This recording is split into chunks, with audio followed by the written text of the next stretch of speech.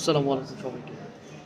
বাংলাদেশের অনেক ফ্যামিলির মধ্যেই কিছু মানুষ রয়েছেন যারা মূলত এসএসসি বা এইচএসসি কমপ্লিট করার পরে অনেক বছর যাবৎ হয়তো পড়াশোনা করছেন না বা কোনো কারণে করে উঠতে পারছেন না। অনেক ডিপেন্ডেন্সি বা হয়তো চ্যালেঞ্জ তারা বাইরে ফেস করেছেন। বাট এই মুহূর্তে তারা চাচ্ছেন যে তাদের পড়াশোনাটাকে সামনের দিকে এগিয়ে নিতে বা বাংলাদেশের বাহিরে কীভাবে সুইচ করা যায় সেরকম একটা প্ল্যান করছেন।